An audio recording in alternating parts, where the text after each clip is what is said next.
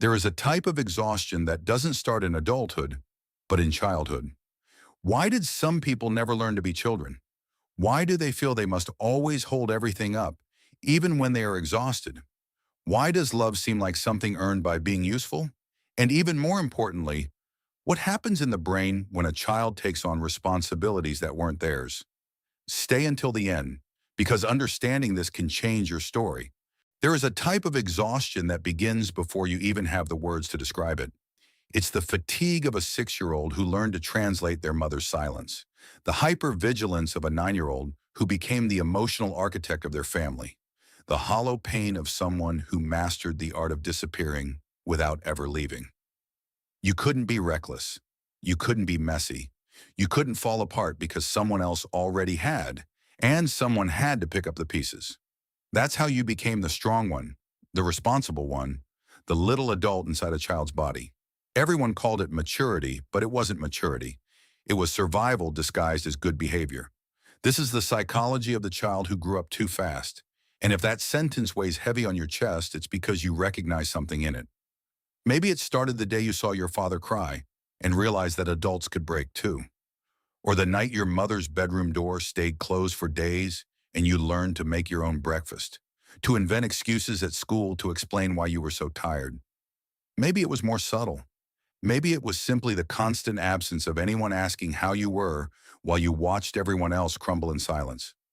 You know what I'm talking about if you were the one mediating your parents' arguments without anyone asking you to. If you learned to read micro-expressions before you read books. If you understood that your emotions were inconvenient and decided to bury them under productivity, humor, or an unsettling calm. If you were praised for being so mature while secretly wishing someone would just let you be fragile. You learned early on that love wasn't free. It was obtained by being useful, by taking up little space, by filling the gaps that others left behind. And the cruelest part is that you became so good at it that no one ever asked if you were okay again. What you went through has a name in developmental psychology. It's called parentification. The term was introduced by family therapist Ivan Bosermenyi-Nagy in the 1960s to describe what happens when roles within the family are reversed. When the child stops being cared for and becomes the caregiver. It's not just about practical tasks. There are two main forms. Instrumental parentification occurs when the child takes on concrete responsibilities. Cooking, looking after younger siblings, managing household affairs that aren't theirs to handle. Emotional parentification is quieter and often deeper. It's when the child becomes a confidant, an emotional anchor, the one who regulates the home's affective climate. It's the one who listens, who calms, who absorbs the adult's pain so they don't collapse. Often, both forms overlap. This doesn't happen because the child is special or exceptionally strong. It happens because the adults were overwhelmed, wounded, depressed, absent, or lacked resources. And children, in their desperate need for attachment, are willing to sacrifice their own development to keep the family system stable. You didn't choose that role consciously. Your nervous system chose to survive. And survival in that context meant becoming indispensable. Between the ages of 6 and 12, children go through a key stage in identity formation. This is when they should learn that their needs matter, that adults are safe figures, and that the world doesn't depend on them. But when parentification occurs, that process gets distorted. Instead of learning that the world is safe, you learn that it's fragile and that you must hold it up. Instead of expressing your needs, you anticipate and cover those of others. Instead of secure attachment, a conditional one is formed. I am loved when I am useful. I am safe when I am not a bother. The wound isn't always obvious. Sometimes there were no screams or violence.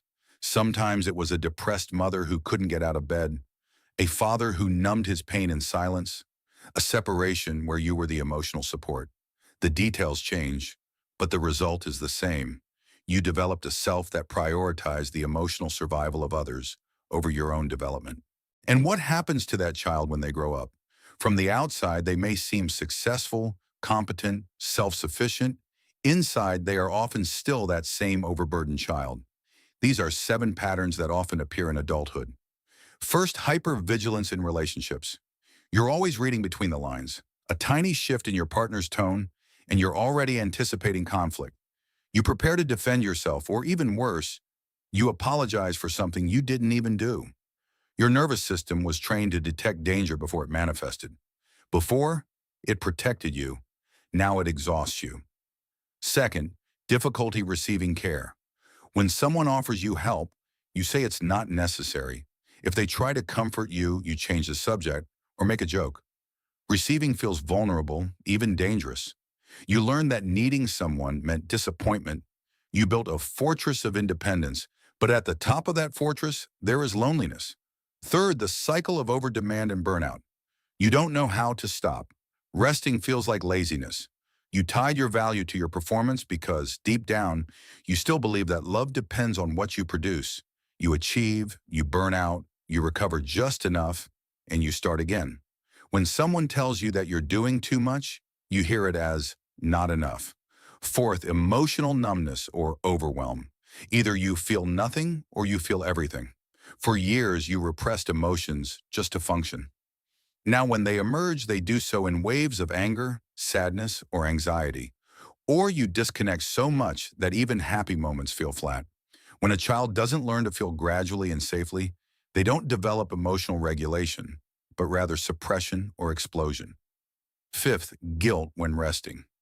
You have a day off and instead of enjoying it, restlessness washes over you. You feel like you should be doing something useful. Rest was never a right.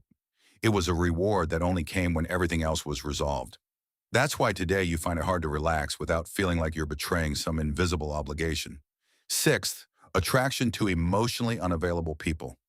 You find yourself time and again in relationships where you give more, where you sustain things, where you manage the emotional side. It's not weakness, it's familiarity.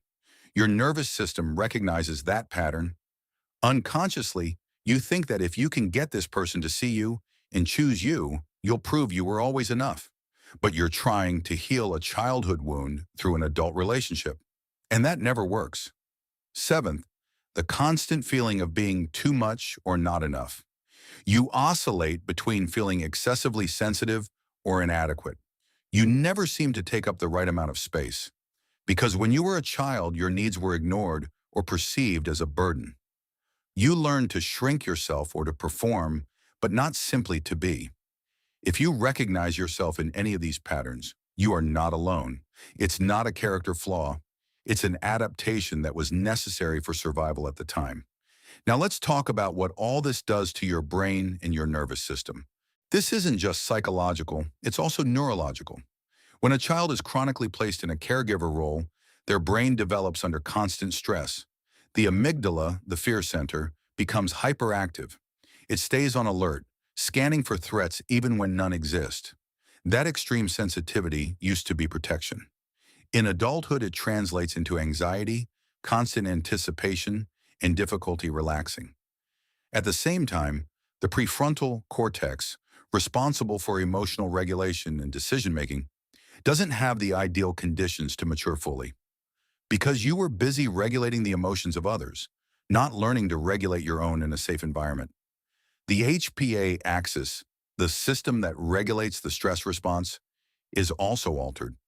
Prolonged exposure to cortisol during childhood can make the system hyperreactive, always in fight or flight mode, or cause it to collapse into numbness and disconnection. According to Stephen Porges's polyvagal theory, the nervous system oscillates between three states: safe connection, defensive activation, or disconnection. Those who grew up too soon often get stuck between activation and shutdown without ever having learned what it feels like to truly be safe. The body remembers the tightness in your chest when someone raises their voice, the insomnia when life becomes uncertain, the discomfort when asking for help. These aren't overreactions, they are physiological memories. But there is hope. The brain possesses neuroplasticity. The connections that were formed can be modified. Hypervigilance can soften. Disconnection can begin to melt. You are not broken. You are a nervous system that learned to survive and can now learn to live. Let's talk about what healing really means. Healing doesn't mean erasing the past or becoming someone who never gets triggered. It's not a linear or perfect process. If you expect to never feel like that child again, you'll think you're failing when you're actually moving forward. Healing involves recognizing when old patterns reappear and responding differently. There will be days when you feel small again, wishing someone would rescue you. There will be others when you can set boundaries, rest without guilt, and receive affection without suspicion. Both are part of the process. It's not about forgetting what happened or forcing yourself into superficial positivity. Perhaps your caregivers did what they could, but that doesn't erase what you lost, and you have the right to acknowledge that loss. Healing is building a relationship with yourself where you can accompany yourself with compassion when the past is triggered.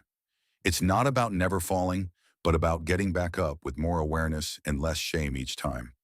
Now we will look at concrete practices to start repairing. First, develop body awareness. Stop several times a day and ask yourself what you feel in your body. Don't correct it, just name it and breathe. Second, connect with your inner child. Look at a photo of yourself from that time and remind them that it wasn't their responsibility to hold everyone up. Third, practice boundaries. Give yourself time before agreeing to something and distinguish whether you are acting out of desire or fear. Fourth, write. Ask yourself what you needed and didn't receive. Fifth, regulate your nervous system with slow breathing, bilateral stimulation, or grounding techniques. These aren't magic solutions, but they open up space for something new. Let's move to the closing. A more integrated life isn't perfect, but it's different. You will still have difficult days, but you will no longer interpret every emotion as proof that you are broken. You will learn to ask whose responsibility it really is before taking it onto your shoulders. You will discover that resting is not a betrayal and that asking for help is not weakness. Maybe for the first time, you will feel permission to simply be. Not the strong one, not the one who holds everything together, but someone human, sensitive, and enough. You weren't responsible for what happened to you, but you can decide what you do now with that story. It's not about surviving forever. It's about, little by little, starting to live. Of course, here are 3 popular video background removal APIs, each with unique features. Each one. Remove.b Video API, formerly Unscreen. Features. Industry leader, highly accurate removal of backgrounds from MP4, WebM, OGG, and MOV formats. Offers options to replace backgrounds with colors, images, or keep them transparent. Pros. Excellent results, easy to use, well-documented API. Cons. Pricing can be higher than competitors, primarily focused on people and objects. .2 Cloudinary. Features. A comprehensive media management platform with advanced background removal capabilities as part of its editing suite, uses AI to automatically detect and isolate foreground subjects. Pros. Robust feature set, resizing, optimization, transformations, handles complex backgrounds well, integrates seamlessly with other media workflows. Cons. May have a steeper learning curve for just background removal. .3 Removal.ai. Features.